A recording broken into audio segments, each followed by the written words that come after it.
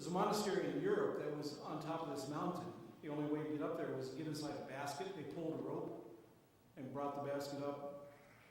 As a visitor there, he wanted to go up to the monastery, and he asked the person who was down at the bottom who pulled the rope, he said, how often do you repair this rope? The guy said, every time it breaks. Some things can be more easily repaired than others. Anger breaks things. Anger never puts them together, ever. You cannot give me one single example in the history of the world where anger has ever put anything together. Daniel Webster said, anger is not an argument. I always tell people at weddings, I said there are two ways to argue. Neither one of them works. Good old anger. Anger is only one letter away from danger. Did you ever realize that? All you have to do is put a little D in front of it. You have danger. I don't think that's just a coincidence. A lot of anger comes from our own guilt, I think. We begin to feel guilty about ourselves. We transfer that onto other people. It makes us more short-tempered with them, less tolerant. When in fact we're upset about really is ourselves. There was a guy who went to his pastor and he said, every time I come to this church, you're always singing those same two hymns. And I want you to pay attention to this, Angela. He was angry. You always sing those same two hymns every single time I come here. Can't you sing something different? The minister said, well, what hymns are those? And he said, well, you're always saying, Jesus Christ is risen today, and silent night. Same two hymns, over and over. Angry. We're right to be angry, don't we? This guy in my former parish, we have a Good Samaritan Fund here at the church. I suppose most of you know that, where the money is given out to people in need, and we try to divvy out that money as best as possible. It's down real low right now, but we don't have much to give away. Anyway, in one of my former parishes, they didn't have a Good Samaritan Fund, and it did not exist. I was at council meeting one night, and I said, we have a lot of people stop in this church all the time asking for money. I said, I can help them out a little bit, but I don't have money to give away. I have tons and tons of debt from the seminary still. Was trying to raise a family. I just don't have money to give away like that. So I said, would it be okay if we started a Good Samaritan Fund? And this guy was sitting right next to me, Dwayne, God love him, and Dwayne stood up and he said, that's not our responsibility, that's your responsibility. You should be taking care of that. That's what you're here for. And he stormed out the council meeting. I excused myself and I said, I'll be right back. And went out to the car, and right away he was all sorry, and he said, I'm sorry. I should never have said that. Turns out, after talking to him for a little bit, he lost his family farm that day. Been in his family for 3 generations. All of a sudden, the bank said, you're out of it. That's what he was heard about. It was the pain that was inside of him, coming out with anger towards me. So often we have a world like that. I was a righteous door slammer when I was a kid. Anybody here are righteous door slammers? Some of you do that now, or anybody used to? Any door slammers in the choir? Raise your hands if you were a door slammer. Watch this. Come on, raise your hands if you're a door slammer. I want to see those hands. There we go. Martha's raising hers. A couple honest people over there. My mother, too, may add insult to injury whenever I would go in and slam my door. She would sing this little song, which I remember to this day. And she would sing, tramp, tramp, tramp, the boys go marching. Of course, it made me all that much more angry. How dare she? Especially when I was in the right. I'm sure I was. I don't remember what about, but I had to have been in the right. I was very much an angry kid. I still am sort of an angry guy. I try to control it. I try to watch out. A lot of anger there still. I was angry at all sorts of things, though.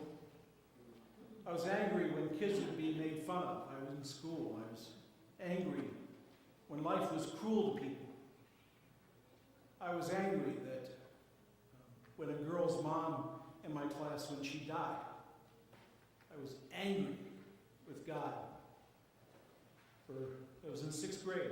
Remember when a guy came in and pulled her out of class. Her mom was just killed in a car accident.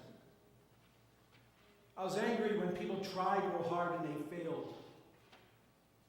I was angry when people would get away with cruelty, with the killings, the sickness, the death, the economic crisis, the greed. I had a right to be angry, I felt. But anger is like poison. Eats away at your system. Accomplishes nothing. And I would so very often forget all I had to do was to turn it over. To empty myself. I have a Far Side cartoon of these 2 cavemen, and the one caveman is real young, the other one's older. And the young guy is walking around carrying a bow and arrow. And the older caveman says, look at that. Give me the good old days when a man carried a club, walked semi-erect, and had a brain the size of a walnut. Angry those good old days weren't there anymore. I don't understand that good old days stuff. I know, we have a tendency to do that, good old days. I really don't know when those days were. Please explain to me when this period of time in history was a good old time. Hey, remember when Hitler walked the earth? That was a great time, wasn't it? Stalin, man, oh man, I'll tell you what. When they were lynching those black people down south, hey, when they were in slavery, what a great time we had in this country. When exactly did this occur? I want to know. It's always been crazy out there. Although I have to agree with this statement, and I quote, "The youth of today love luxury. They have bad manners." You guys listening to this in this front row? They have bad manners. They have contempt for authority. They show disrespect for their elders. They love chatter in place of exercise. Youths are tyrants, not the servants of households like they used to be. They no longer rise when elders come into the room. They contradict their parents. They chatter before company. They gobble up the food at the table, and they tyrannize their teachers. Socrates said that over 2,000 years ago. The more things change, the more they stay the same. The consequences of anger are always greater than what caused the anger in the first place. A police officer arrested Oldie the other day. I'm sad to say he was driving 70 miles an hour. Gave him a speeding ticket. Told Oldie he was going 70 miles an hour, and Oldie said, "That's impossible. I've only been driving for 20 minutes.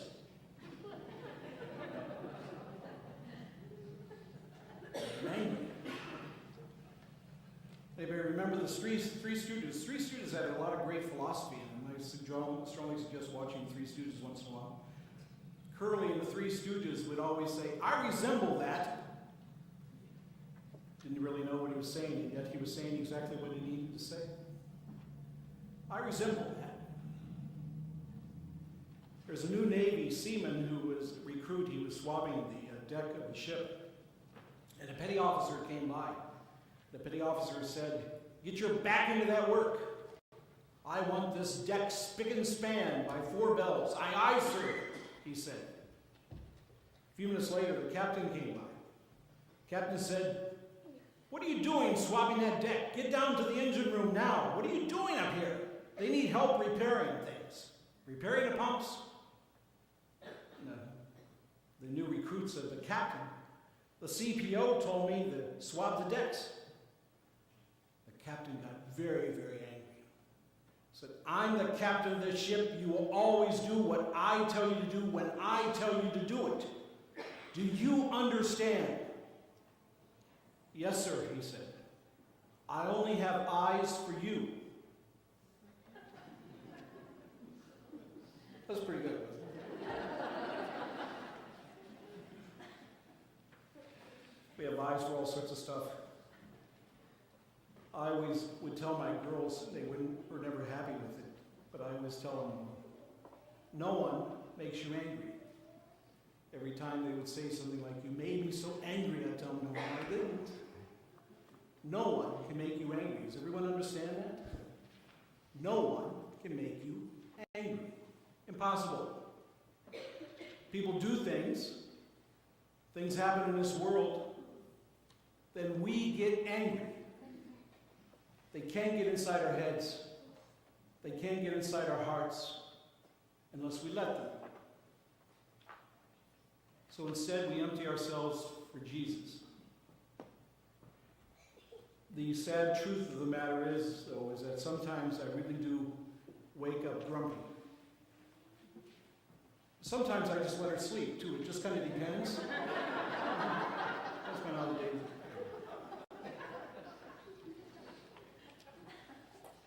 We have a broken world. We have an angry world. Jesus is the glue that can hold us all together. The only glue that can. It could not have been anger that allowed God to give us his Son. It was his love that allowed him to do it. So I guess if it worked for God, maybe it'll work for us.